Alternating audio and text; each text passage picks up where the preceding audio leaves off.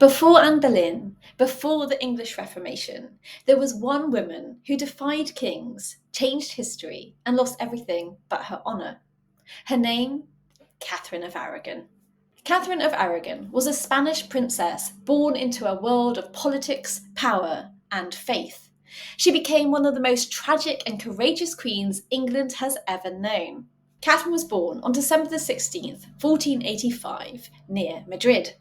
She was the youngest surviving daughter of Queen Isabella I of Castile and King Ferdinand II of Aragon, known across Europe as the Catholic monarchs. Her birth was no ordinary one. That same year, Henry Tudor claimed victory at the Battle of Bosworth in faraway England, marking the dawn of the Tudor dynasty. Catherine's destiny and England's fate were already intertwined. As a child, Catherine was surrounded by learning and war. Her parents had united Spain, completed the Reconquista, and launched Christopher Columbus on his voyage to the New World. But they also believed in the power of education and raised Catherine to be more than just a royal ornament. She learned Latin, theology, literature, music, and arithmetic. She was deeply religious, influenced especially by her mother's piety and strength. She was also taught to lead, because she was never raised to be merely a wife. She was raised to be a queen. At the age of just 3, Catherine was betrothed to Prince Arthur of England, the eldest son of Henry VII, the first Tudor king, and his wife Elizabeth of York. It was a political masterstroke intended to unite England and Spain against their common enemies, especially France. By the time she was 15, Catherine set sail for England, leaving behind her family and homeland forever. Catherine first laid eyes on Prince Arthur in the autumn of 1501. After a treacherous voyage across the seas, she eventually landed in Plymouth. At Dogmersfield Palace, they exchanged formal greetings in Latin.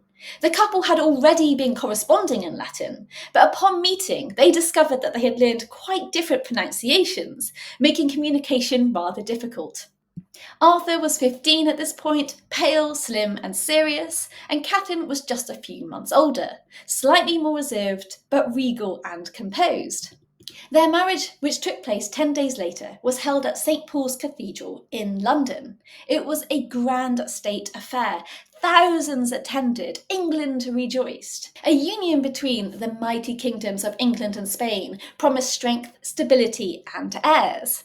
Following their marriage ceremony, the two teenagers were put to bed, with everyone hoping that they would do the deed and consummate the union.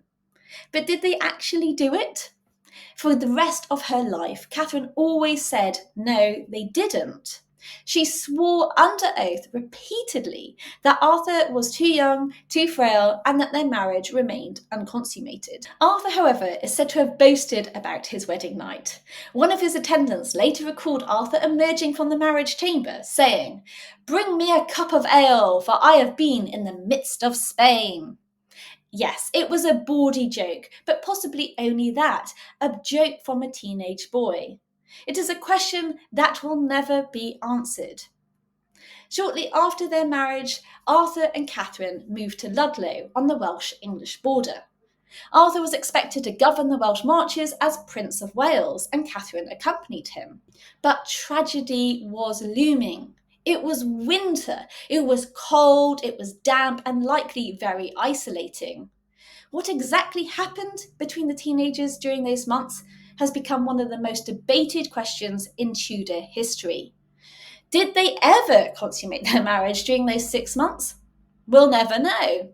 But then, in April of 1502, disaster struck. A mysterious illness, possibly the sweating sickness, swept through the household. Both Arthur and Catherine fell ill. She survived, but Arthur did not. He died at the age of just 15. The Tudor heir was dead. Catherine was devastated.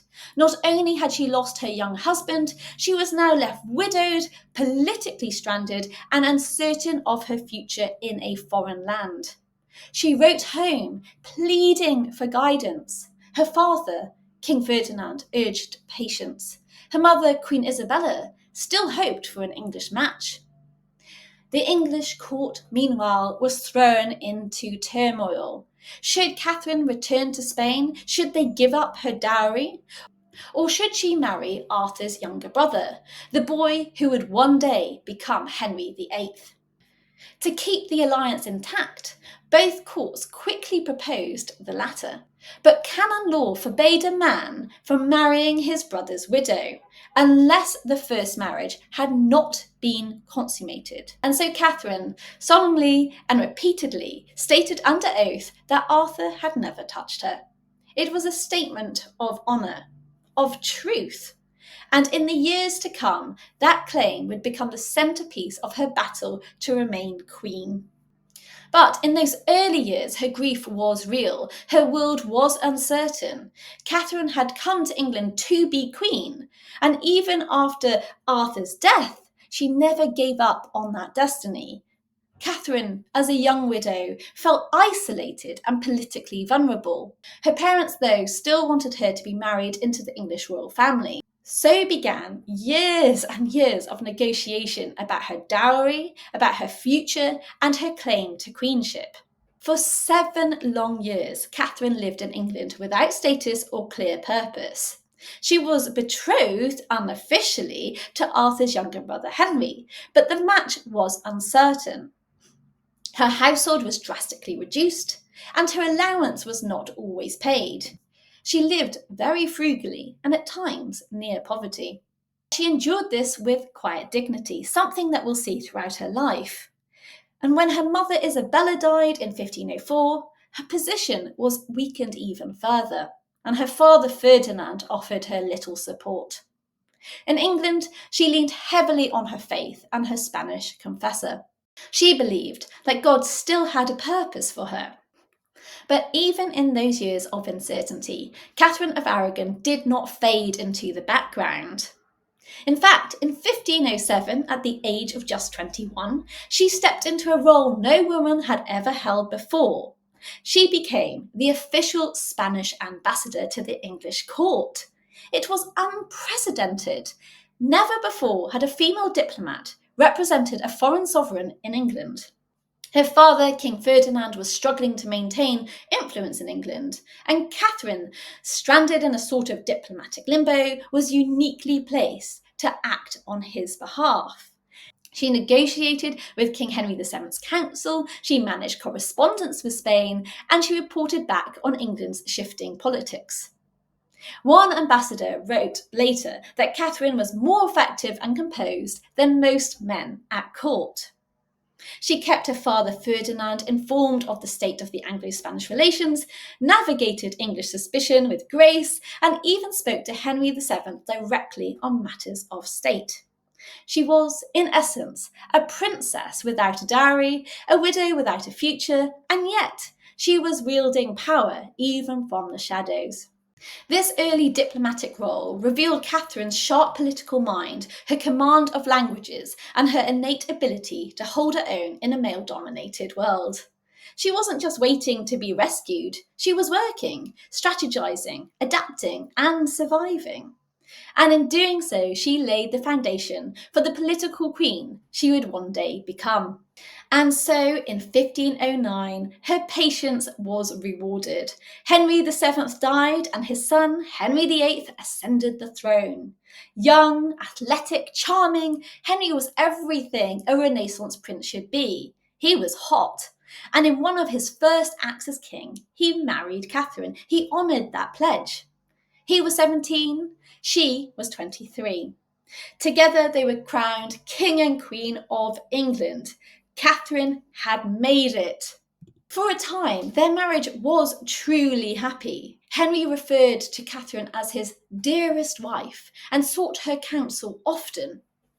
In 1514, when Henry went to war with France, Catherine served as his regent in his absence. During that time, England faced a threat from the north, the Scots. She rallied the English forces and they defeated the Scots at the Battle of Flodden. The Scottish king, James IV, was killed in battle, and Catherine sent Henry a piece of James's bloody coat to celebrate that victory. She had acted not just as a queen, but as a ruler in her own right. But behind these triumphs was personal heartbreak. Between 1509 and 1518, she suffered at least 6 pregnancies. Many ended in miscarriage. Several babies died in infancy, including a much wanted son born in 1511 who lived only 52 days. Only one child survived, and that was Mary, born in 1516. Henry loved his daughter, but he was obsessed with securing a male heir to prevent civil war and to protect the Tudor line. By the mid 1520s, Catherine was now in her 40s and unlikely to bear more children. And it was then that Anne Boleyn entered the picture. Anne was a lady in waiting to Queen Catherine. She was clever, charismatic, and unwilling to just be a mistress, as her sister Mary had been. Henry became absolutely infatuated. He also became convinced that his marriage to Catherine was sinful. He cited a passage from Leviticus, which warned that a man who takes his brother's wife will be childless. Henry appealed to Pope Clement VII for an annulment. But the Pope, imprisoned and later politically pressured by Emperor Charles V, Catherine's own nephew, refused to rule against her. The Pope was caught in an impossible bind: support Henry VIII and alienate the Holy Roman Empire, or support Catherine and lose England. Meanwhile, Catherine fought back with unshakable resolve. She was a queen, but now she became a symbol of resistance. Even when Cardinal Wolsey, Henry's most trusted advisor, tried to force a resolution, Catherine refused to step aside. She insisted that her marriage to Arthur had never been consummated and that she and Henry were lawfully married. Her faith told her that she was right. Her pride told her she was still Queen of England and the true Queen of England. She appealed to Rome, she lobbied European rulers, she even confronted Henry in court.